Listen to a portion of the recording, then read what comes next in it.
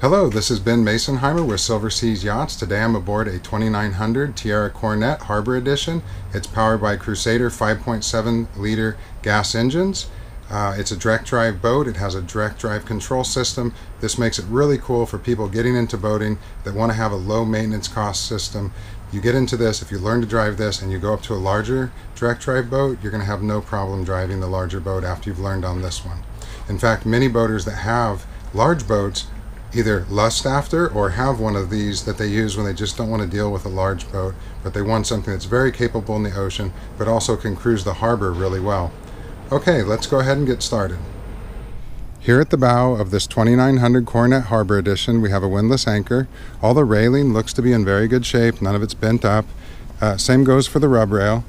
I don't see a lot of dents or dings or really any at all. It's been very well kept. I believe it's on its second owner.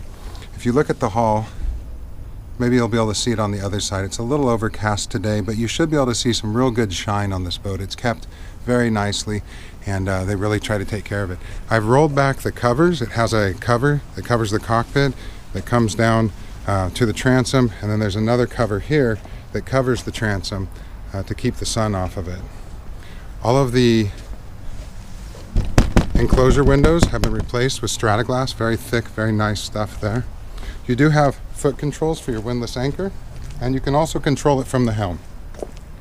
Large hatch in the center of the bow here, and that appears to be in good condition, no pitting. Same goes for the windshield. It's also in very good condition. Let's go ahead and take a look at the hull on this side. Hopefully you can see that. There's a bit of oxidation here. That's always the challenge with the blue hull, but overall the hull's very good. Okay, here's our cockpit. In the cockpit on this boat, you have the seating, which is really nice, but I'll show you in just a minute. You can remove this seating very quickly and open up this cockpit by removing the seating and make it into a nice fishing platform. You have another seat here. Rod holders, 4 rod holders on the gunnel. You have a center entrance here, and we've put in this custom bait tank built into the boat. It's a nice size that you can easily reach over with your little net and grab a bait fish. For these seats, there's some pins here. You pull those out and you can take these seats out, put them on the dock and go fishing. Once you have the seats out, you have some nice storage on either side. All of the stereo has been upgraded.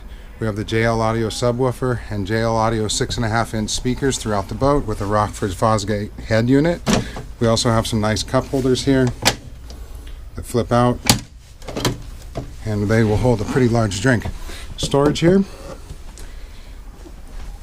Here's our wet bar, and you have somewhere where you can use this as an ice chest. This actually drains out the side of the boat, and then when you're not using that, it covers up, and you can see here you have another ice chest. Upholstery, I think it could be cleaned up a little more, but really for the age of the boat, it's in great condition. I think if someone got in here with some Z Cleaner, I highly recommend Z Cleaner. It's a great product. I've never found anything that works better on seats, but if you scrub these out with some Z Cleaner, I believe that you could get these even cleaner than they already are. With that being said, they look really good. Here's your helm seat. And here's your helm. The boat has 546 hours on it. All of the gauges are in good condition. They're not burnt, and there's no condensation in them. All the switches look good. Trim tab switches, I believe, were rubberized, and that rubber's been peeled off. Really easy to get some new Carling switches and put them on there. All your bright work, again, is in good shape, and we have the mahogany destroyer wheel here. Here's your Rockford Fosgate head unit. And of course you need a cup holder. Gotta have a cup holder. Under the helm seat you have a storage compartment. You have a map case on your helm, and then this whole window here will flip up, and that's going to provide you with some good airflow through here. The owners have installed an auxiliary digital battery gauge, and that's just a nice way to be able to quickly see where your voltage is. So, you know, it has a Furuno color GPS, no radar on this boat, but it does have a color GPS, and then you have a nice ICOM VHF radio.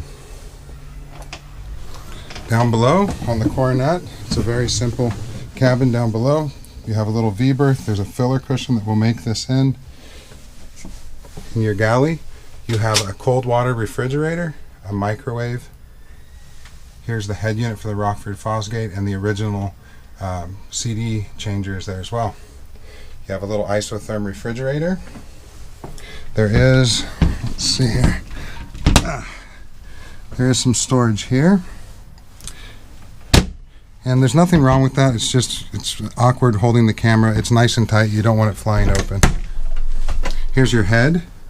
And again, no shower in this boat. This is, you know, a day boat. You could overnight on it, but no shower. Just a little head and a sink and a mirror. Here's your panel switches just below the stairs.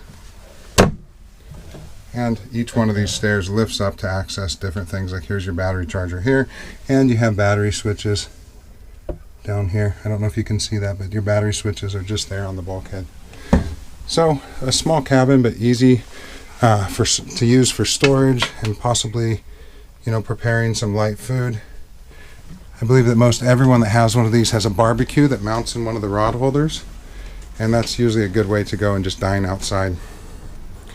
All right, I'm going to go ahead and get the engine hatch open and we'll check that out. I'll be right back.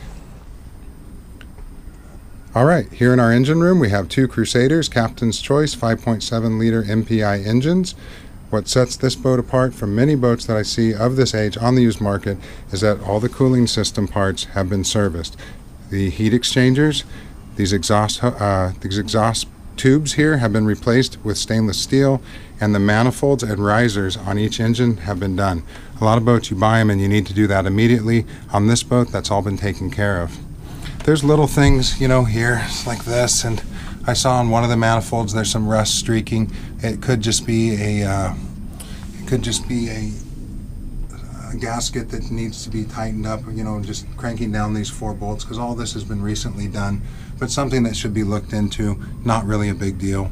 We have newer batteries forward, and really all the maintenance is up to date. It's been taken care of by the local Crusader mechanic. It's a good running boat, and this is the smallest engine option, but it still moves out pretty quickly and offers really great fuel economy over the big blocks.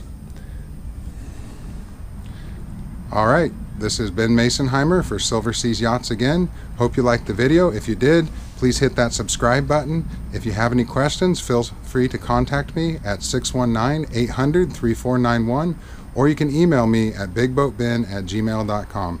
Thanks for tuning in, and we'll see you on the water.